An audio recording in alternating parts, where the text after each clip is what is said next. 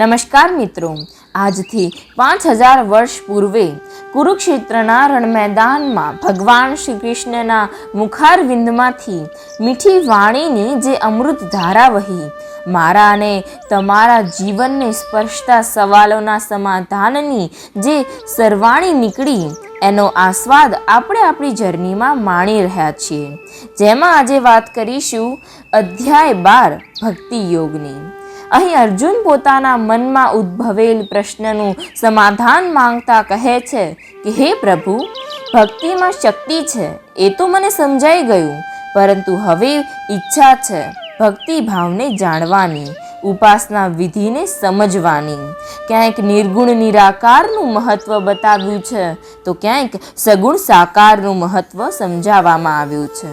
કેટલાક પ્રેમી ભક્ત નિશ્ચલ ભક્તિથી નિરંતર પરમેશ્વરના સગુણ રૂપને ભજે છે, તો કેટલાક ભક્ત અતિશ્રેષ્ઠ ભાવથી અવિનાશી સચ્ચિદાનંદ નિરાકાર બ્રહ્મને ભજે છે। તો આ બંનેમાંથી ઉત્તમ કોણ? નિર્ગુણ ભાવ અને સગુણ ભાવમાંથી શ્રેષ્ઠ ભાવ કયો? હવે ભગવાન સમાધાન આપતા કહે છે કે જે મનુષ્યો મારા સાકાર રૂપમાં પોતાના મનને સ્થિર કરે છે, મારી સત્તામાં, વચનોમાં, શક્તિમાં શ્રદ્ધા રાખીને અત્યંત પ્રેમ ભાવથી મારી ભક્તિમાં પરાયણ રહે છે, તેવું મારી દ્રષ્ટિએ પરમ સિદ્ધ છે। પરંતુ જે મનુષ્ય મન ઇન્દ્રિયોને વશમાં કરીને, મન અને બુદ્ધિને સ્થિર કરીને સર્વવ્યાપી, નિત્ય, અચળ, નિરાકાર બ્રહ્મની ઉપાસના કરે છે, જગતના તમામ જીવો પ્રત્યે કલ્યાણ ભાવ રાખે છે, તેવો પણ અંતે મને જ પ્રાપ્ત કરે છે। ઈશ્વરના સગુણ રૂપને મનુષ્ય અનન્ય ભક્તિથી સહજ પ્રાપ્ત કરી લે છે। એની સરખામણીમાં જે મનુષ્યોના મન પરમેશ્વરના અવ્યક્ત નિર્ગુણ સ્વરૂપમાં આસક્ત હોય છે, તેમને માટે આ માર્ગ કષ્ટપ્રદ અને દુષ્કર હોય છે। જે મનુષ્યો પોતાના સર્વ કર્મ મને અર્પિત કરે છે, દુઃખોને પણ ઈશ્વરનો પ્રસાદ સમજીને સહર્ષ સ્વીકારી લે છે, મારી અવિચળ ભાવે ભક્તિ કરતો રહે છે, પોતાના મનને મારામાં સ્થિર કરી નિરંતર મારું ધ્યાન કરે છે, એમનો જન્મ મરણ રૂપી સાગરમાંથી હું તત્કાળ ઉદ્ધાર કરું છું। આ જગત જેના હૃદયમાં વ્યાપ્ત છે એવા દયાળુ, ગુણોના સાગર, પરમ દિવ્ય, આનંદમય, સર્વશક્તિમાન એવા મારામાં તું તારું મન લગાવ, તારી બુદ્ધિને મારામાં પરોવી દે, તારા ચિત્તને મારામાં સ્થિર કર, તું મને અવશ્ય પામીશ। હે પ્રિય અર્જુન, જો તું તારા ચિત્તને અવિચળ ભાવે મારામાં સ્થિર ન કરી શકે તો તું ભક્તિ યોગના વિધિ વિધાનોનું પાલન કર અને એ રીતે મને પામવાની ઈચ્છાને પ્રબળ બનાવ। જો તું ભક્તિ યોગના વિધિ વિધાનોનું પાલન ન કરી શકે તો મારા માટે કર્મ કરવાનો પ્રયત્ન કર, કેમ કે મારા માટે કર્મ કરવાથી તું પૂર્ણ અવસ્થાને પ્રાપ્ત કરીશ। ઈશ્વરીય ભાવને પામવાનું આ સરળ સાધન છે, પરંતુ જો કર્મયોગ પર આશ્રિત આ રસ્તો પણ તને કઠિન લાગતો હોય, મારી આ ભાવનામાં રહીને કર્મ કરવા જો તું અસમર્થ હોય, તો કર્મમાં નિહિત મમતા, આસક્તિ, કામનાથી વિરક્ત થઈને કર્મફળની ઈચ્છાનો ત્યાગ કર। સમસ્ત કર્મો મને સમર્પિત કરવા, સમસ્ત કર્મો મારે માટે કરવા અને સમસ્ત કર્મોના ફળોનો ત્યાગ કરવો, આ ત્રણેય કર્મયોગ જ છે। ફર્ક ફક્ત કર્મયોગીની ભાવના અને કર્મની પ્રણાલીનો છે, અને જો તું આ માર્ગ પણ અપનાવી ન શકે તો જ્ઞાનોપાર્જનમાં પરોવાઈ જા।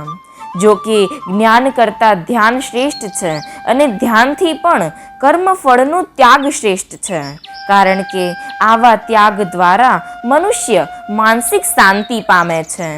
જે મનુષ્ય કોઈના પ્રત્યે દ્વેષભાવ રાખતો નથી, સ્વાર્થ રહિત પ્રેમ ભાવ રાખે છે, આકાંક્ષા રહિત દયાભાવ રાખે છે, મિથ્યા અહંકારથી દૂર રહે છે, સુખમાં આસક્ત નથી થતો અને દુઃખમાં વિરક્ત નથી થતો, બંને પરિસ્થિતિમાં સંભાવ જાળવે છે, સદા સંતુષ્ટ રહે છે, આત્મસંયમી હોય છે, ક્ષમાવાન હોય છે, અહિત કરવાવાળાનું પણ હિત ઈચ્છે છે, મન ઇન્દ્રિયોને દ્રઢ નિશ્ચયપૂર્વક મારામાં સ્થિર કરીને ભક્તિ પરાયણ રહે છે એવો ભક્ત મને બહુ પ્રિય છે.